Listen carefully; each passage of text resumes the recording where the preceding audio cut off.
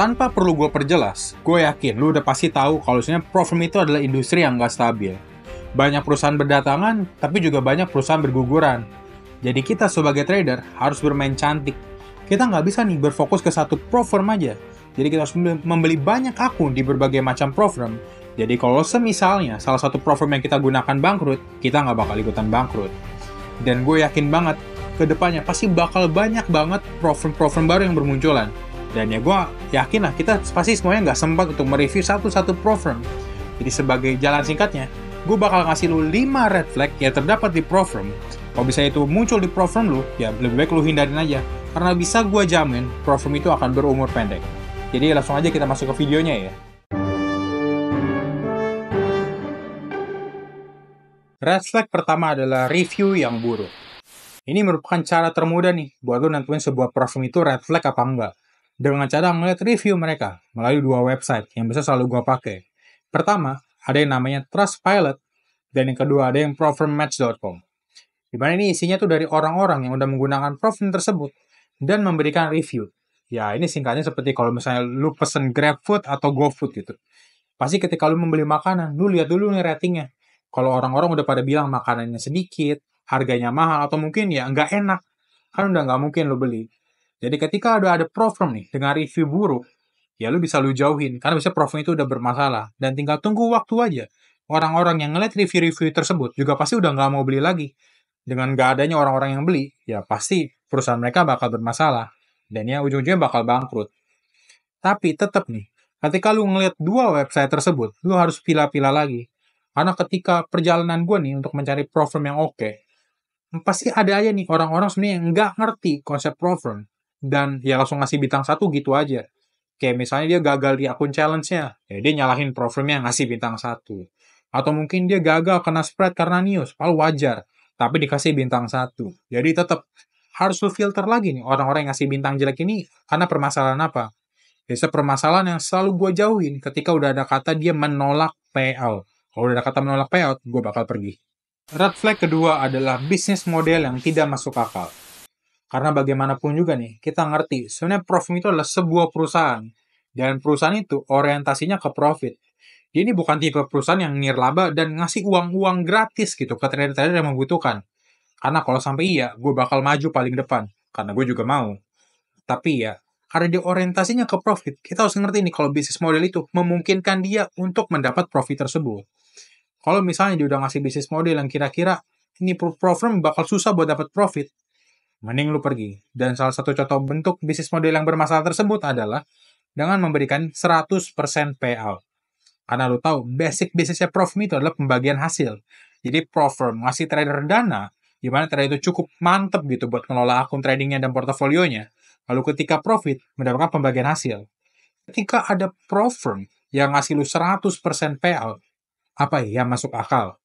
Apa iya dia mau ngasih lu uang gratis buat lu kelola dan ketika lu untung, lu bawa pulang aja tuh untungnya? Kan agak susah. Ya, kayak gitu tinggal tunggu waktu aja sampai dia kehabisan cash flow dan gagal. Jadi tetap, ketika lu mau cari prop firm, lu pilih dia dengan bisnis model yang masuk akal ya. Red flag ketiga adalah instant funding. Ini mungkin merupakan hal yang cukup kontroversial ya, karena ada banyak banget perusahaan yang cukup terkenal dan memiliki reputasi yang bagus. Dan dia juga menghadirkan konsep instant funding ini. Tapi biar gue jelasin dulu kenapa instant funding ini berpotensi banget buat menggagalkan prop firm. Karena lu pasti ngerti lah, instant funding ini adalah sebuah tipe challenge, di mana lu nggak perlu melewati fase evaluasi apapun, lu langsung dapat pendanaan atau akun funded ya ketika lu profit, langsung bisa lu payout. Dan untuk menggagalkan prop firm atau membangkrutkan prop firm tersebut, cuma butuh 2 hal. 1, trader penjudi. Dan kedua, hoki. Kita anggap nih, ada trader sebenarnya skillnya nggak jago-jago banget. Dia nggak ngerti trading gitu. Tapi dia hoki banget nih. Dia membuka posisi bisa XAUUSD. Bisa dia beli overload sampai 50 lot atau berapa lot lah ya dibatasi sama prop firm tersebut. Di kondisi ketika news. Anggap aja lagi NFP gitu. Ketika harganya lompat, bergerak sesuai dengan kemauan si trader hoki tersebut, dan dia bisa secure profit yang gede banget dalam waktu 1 malam, apa iya? Prop firm berani buat ngebayar trader tersebut? Pasti ujung-ujungnya tuh di-deny. Entah dipersulit tentang kayak, oh iya lu profitnya kegedean, lu overload, atau lu kena news, nggak bisa nih, gini. Ya tapi itu tetek bengek loh. dia tinggal tunggu waktu aja sampai ada bener trader yang hoki banget dan gak bisa kejerat masalah yang bisa dipikirin sama pro firm. Mau gak mau, itu trader pasti bakal bersuara nih. Mungkin kalau satu trader aja yang bersuara, oh iya ngasih review bintang 1 jelek, ya mungkin masih dibiarin. Tapi tinggal tunggu waktu aja. Dengan semakin banyaknya trader-trader seperti itu ngasih bintang yang jelek, ya pasti itu pro firm juga bakal kehabisan uang gitu. Karena mereka udah nggak dapet uang dari fee. Karena kita juga ngerti, pro firm itu dapat profit paling gede dari fee ketika kita nggak beli akun. Jadi itu alasan gue kenapa gue nganggap instant funding itu bermasalah. Red flag keempat adalah terlalu sering memberikan diskon. Nah, lu pasti ngeliat nih, ada banyak banget pro firm yang mungkin ngasih diskon, ya kalau sekali dua kali oke lah, tapi bahkan sampai 50% gitu di tiap bulannya. Ya itu kan pasti dia harus sudah ngeluarin cost yang cukup gede tuh. Karena kita ngerti juga, sebenarnya pro firm itu, ya gue nggak bisa bilang ngerti juga sih, karena gue juga nggak pernah di balik pro firm. Tapi sebenarnya banyak banget cost yang perlu dia handle. Salah satunya adalah penyediaan akun buat lu ngelola di akun-akun demo tersebut. Lalu yang berikutnya adalah biaya server, biaya website, karyawan, dan ya bisa paling gede itu di biaya teknologi. Dan ya ketika lu potong sama biaya marketing lagi, profit lu nih makin kecil gitu. Jadi ketika udah ada pro firm ngasih lu diskon 50%, lalu dia juga ngebayar berbagai macam affiliate buat ngepromoin pro firm dia, ya itu kan pasti dengan makin banyaknya orang masuk ke dia. Dia cuma berharap di situ doang. Tapi ketika sampai satu titik, pro firm baru selalu muncul di mana persaingan makin ketat, dan dia kehabisan nih kandidat-kandidat baru yang bisa dia rekrut buat beli challenge di pro firm ya, itu pro firm juga pasti bakal gagal. Jadi ketika lu ada pro firm yang sampai diskonnya gede banget gitu, sampai 50% atau berapa puluh persen setiap bulannya, bisa dipastikan ya dia cukup bermasalah dan biasanya bakal kesulitan buat ngebayar lu ketika lu profit. Red flag kelima dan yang terakhir adalah penambahan blokir negara. Ini juga belajar dari kasus-kasus gue yang terdahulu. Di mana dulu itu gue selalu favoritin salah satu pro firm bernama The Funded Trader. Di mana The Funded Trader ini merupakan pro firm yang cukup well star rising lah. Di mana dia baru mulai dan langsung bisa menggain banyak banget perhatian dari trader-trader di kancah global. Di mana CEO-nya di situ selalu terbuka tentang model bisnis, jadi ceritain.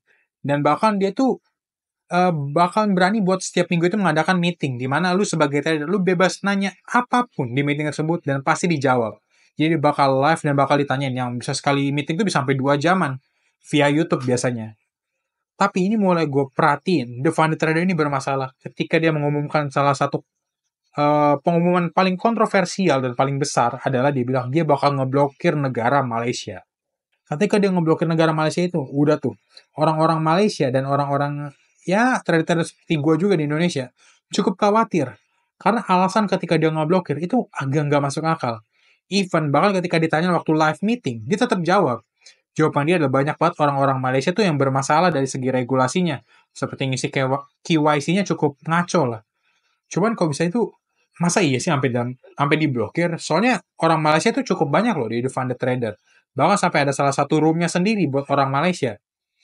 Tapi ya kita lihat sekarang, dia bakal ya sempat tutup sementara lah.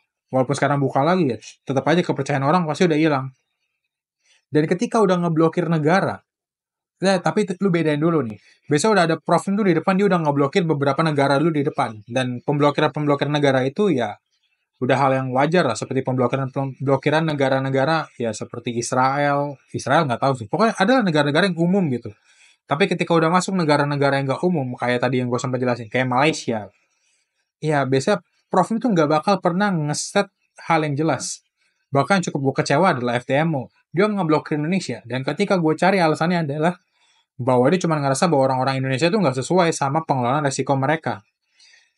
Ya, gue agak takut sih sama FTMO. Karena kasusnya takut seperti The Funded Trader. Sebenarnya pemblokiran tersebut untuk ngurangin aja nih payout yang bisa diberikan.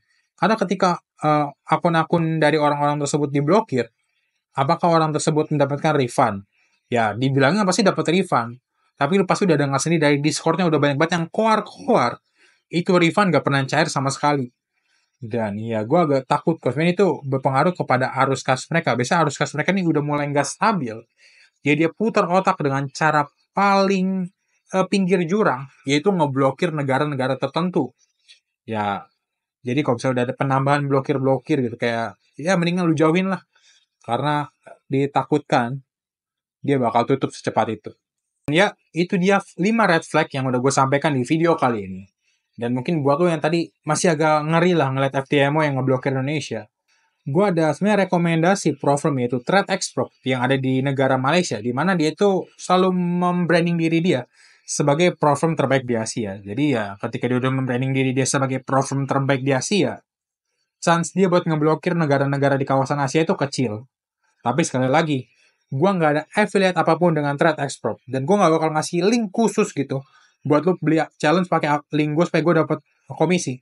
Jadi penilaian gue bakal objektif sepenuhnya, dan gue percaya sama ThreadXpert karena sejauh ini gue gunain ya cukup bagus. Jadi ketika lo bingung nih platform mana, lo bisa mulai dengan ThreadXpert ini. Dan ya, mungkin itu aja yang bisa gue sampaikan. Thank you and see you on the next video. Bye-bye.